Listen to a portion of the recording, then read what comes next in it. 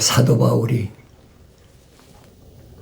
나한테 조언하시는 그런 말씀은 무슨 말씀이냐?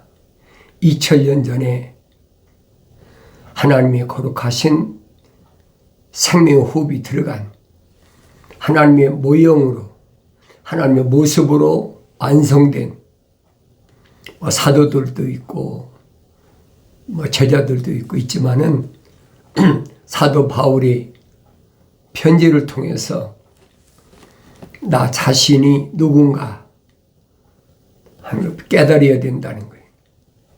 내가 하나님의 아들인가? 사도 바울은 설명하잖아요. 독생자는 예수 그리스도 한 분뿐이다. 성령으로 잉태하신 분은 인류 역사에 하나님의 아들 한 분밖에 없어요. 그런데 사도 바울은 뭐라고 그러냐? 우리가 첫사람 아담처럼 다 혼적인 몸을 입었다면 그렇게 가정하잖아요. 혼적인 몸을 입지 않은 사람도 있어요.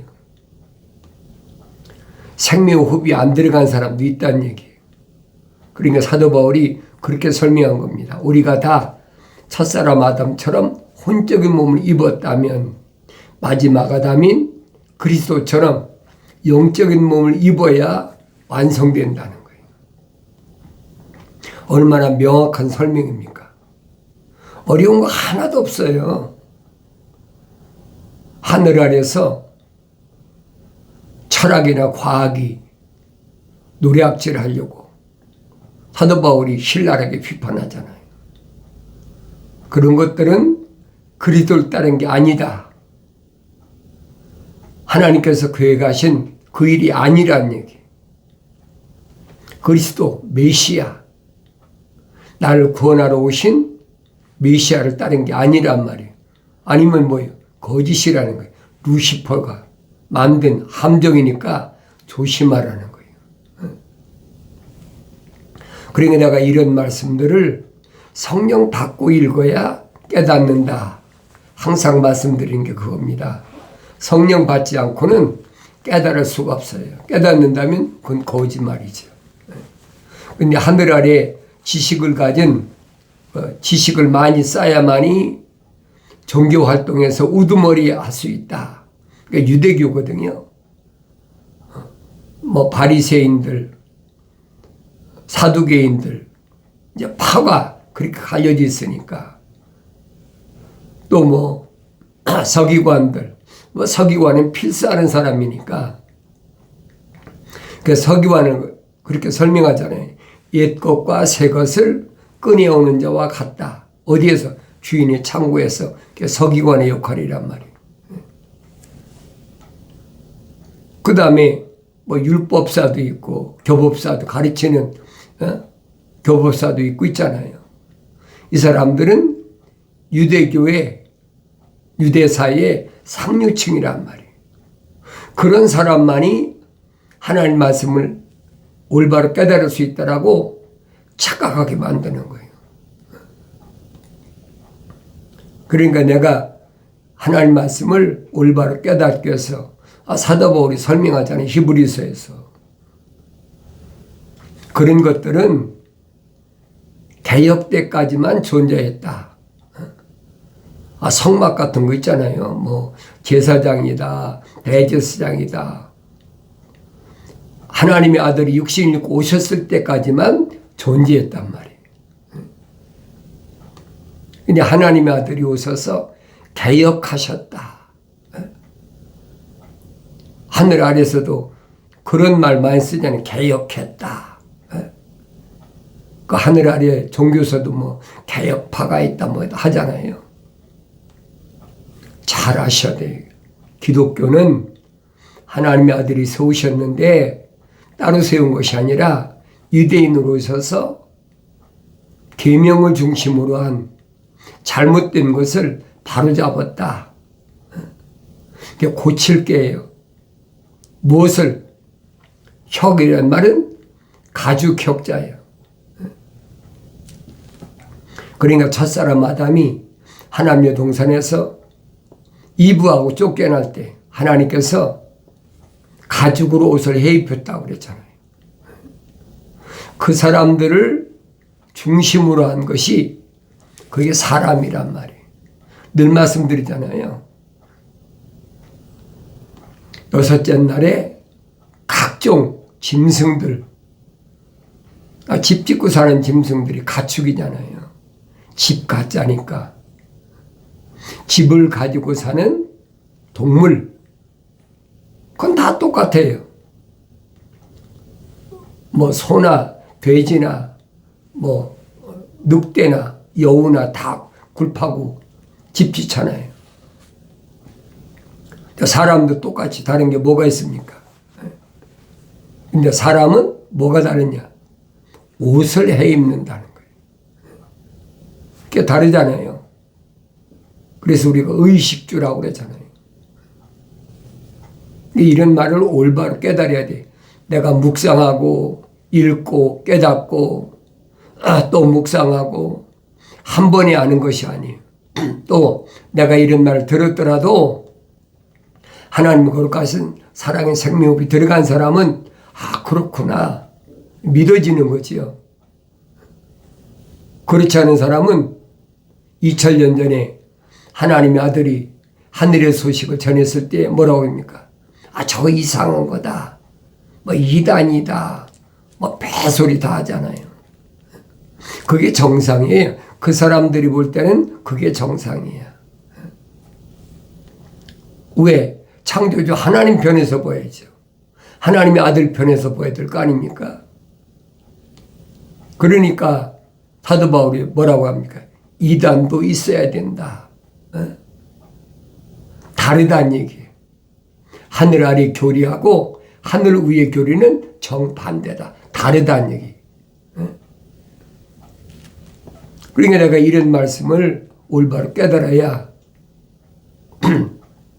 아는데 내가 깨달을 수 있는 방법은 한 가지밖에 없어요. 성경이 약속하셨잖아요. 나의 책망을 듣고 돌이키라. 보라, 내 영을 부어서 내 말들을 알게 하리라. 약속하셨잖아요. 이 방법 말고는 다른 방법이 성령 받을 수 있는 방법이 없단 말이에요.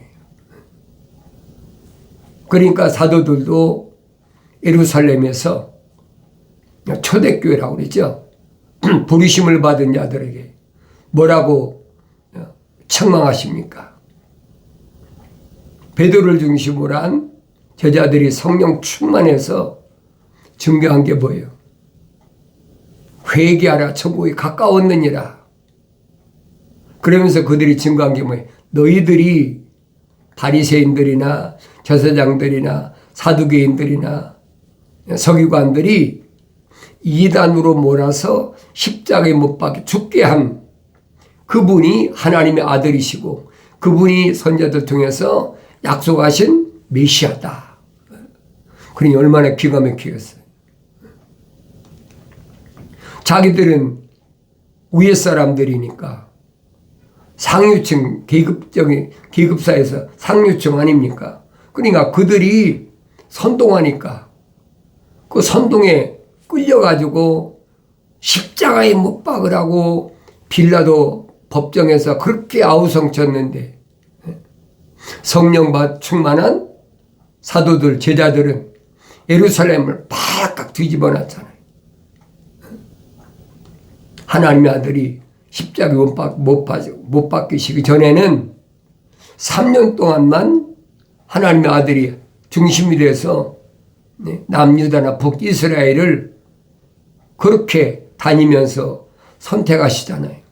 그런데 이제는 120명이 성령 충만하니까 그 예루살렘 그 좁은 곳에 생각해 보세요. 그러니까 예루살렘에 있던 사람들이 뭐 또 시리아나 뭐 따뜻한 사람들이 서로 이제 메시아를 우리가 죽였다고 그런다. 그러니까 유대인들이 뭐라고 그럽니까? 형제들이 우리가 어찌할꼬? 지나갔으니까. 그렇다고 하나님의 아들이 다시 살아서 돌아온 건 아니잖아요. 이제 우리가 어떻게 되느냐는 거예요. 선자들이 이미 선포하잖아요. 옷을 찢지 말고, 옷은 육신에 해당되는 거니까 옷을 찢지 말고 네 마음을 찢어라. 그리고 돌이키라. 회개하라. 그러니까 그들이 대성통곡을 하고 우리 손으로 기다리던 메시아를 못 박았다니. 회개할 때 그 말씀을 듣고 돌이킨 사람들에게 성령이 임하셨다. 방언하고 막 성령이 임하셔가지고 발칵 뒤집혔잖아요. 그게 예루살렘에서 부르심을 받은 자들의 모임이에요. 이건 바뀌질 않아요. 어느 시대나.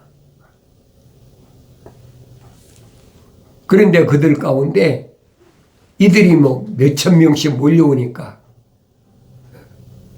그 단체를 유지하기 위해서는 그 관리할 수 있는 집사가 필요하다는 거예요. 그래 집사를 세웠는데 세 가지예요. 첫째는 지혜가 성령이 충만하고 그다음에 지혜가 충만하고 그러니까 모든 사람들에게 칭찬받는 사람이 모든 사람이 칭찬받는다는 말은 유대인이나 헬라인이나 뭐 편가름이 없다는 얘기예요. 그러니까 일곱 집사 가운데 안디옥 사람 니콜라도 껴 있잖아요. 올바로 내가 잘 아셔야 된단 말이에요. 성령 받지 않고는 아무리 성경 읽어도 알 수가 없어요. 왜? 눈이 안 열리니까 안 보이는 거죠. 마치 사울처럼 성령 받아야 눈이 열려서 보인다는 거예요. 성령 받아야 귀가 열려서 들린다는 거예요. 네 하늘 아래 종교는 의식을 가르치잖아요. 주의를 지켜라. 또 유대인들은 안식일을 지켜라. 예수님 당시에도 유대교에서는 안식일밖에 더 있습니까? 주일이란 것은 기원 후에 생겼잖아요. 로마 캐토릭이 AD 313년에 유대인 유세비우스하고 그 다음에 콘스탄티노 로마 황제하고 서로 비방하지 않고 핍박하지 않고 또 로마를 욕하지 않는다. 그래서 합의한 것이 밀라노 칙령이에요. 유명하잖아요. 313년에 밀라노 칙령은. 그거 모르는 사람이 어디 있어요. 그래 시작한 것이 그게 로마 캐토릭이란 말이에요.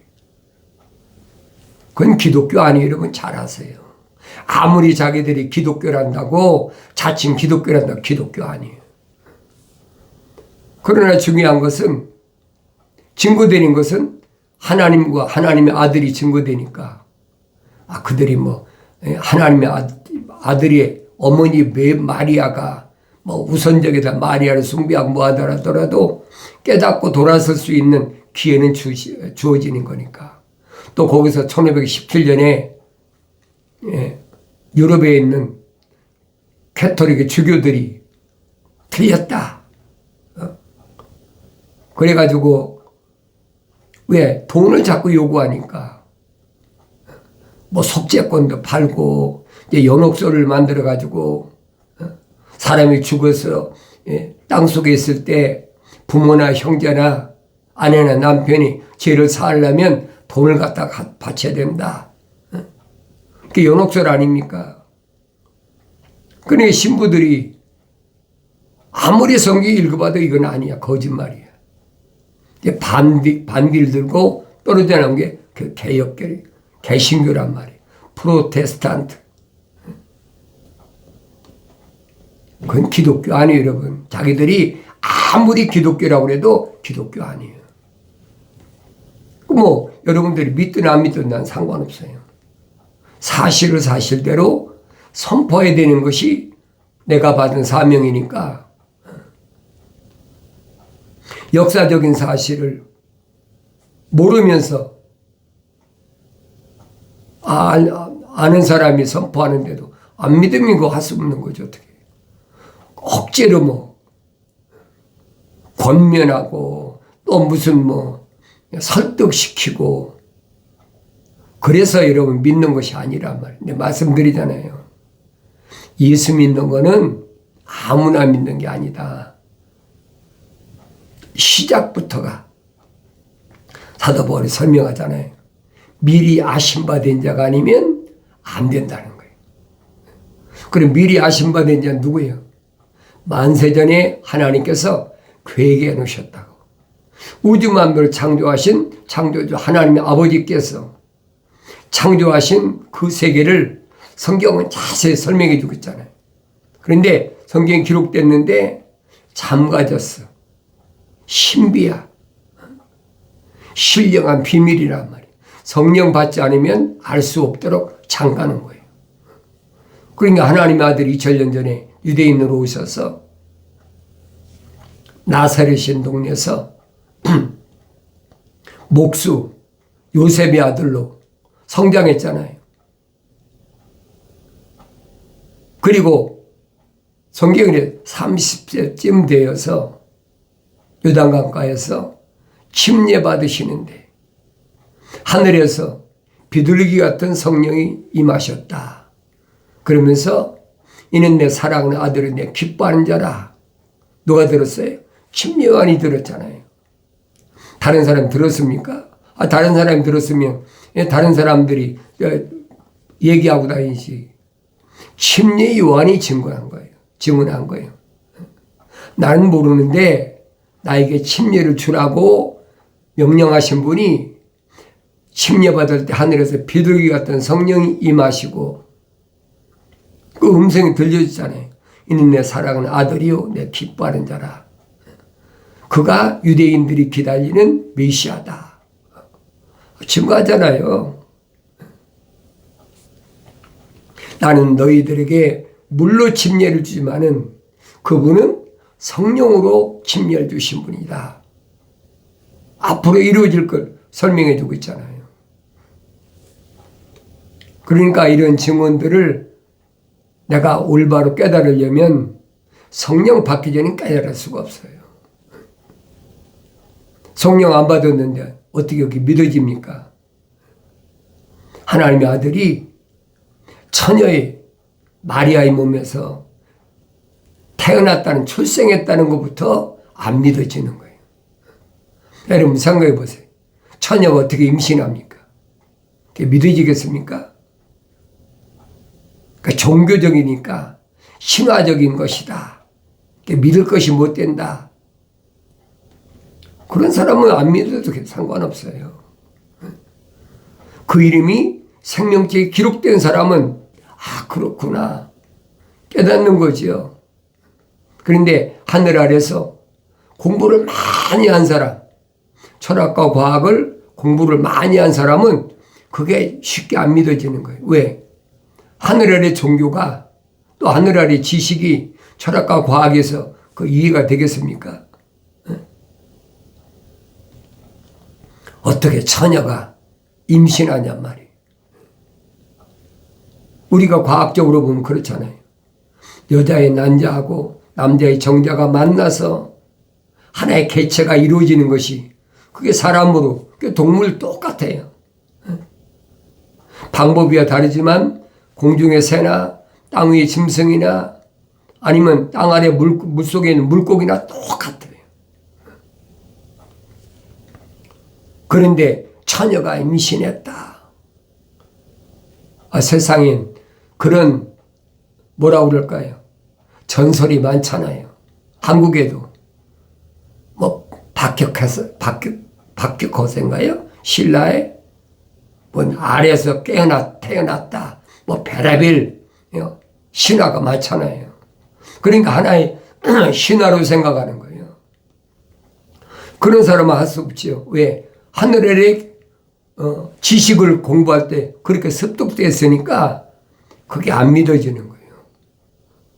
그렇지만은 책망받고 돌이켰을 때 성령 받으면 그렇구나 이게 믿어지는 거죠. 그 내가 겉사람이 믿는 게 아니란 말이에요. 하늘 아래 지식은, 철학과 과학은 육신이 터득하는 것이지 육신 안에 있는 내가 터득하는 건 아니란 말이에요.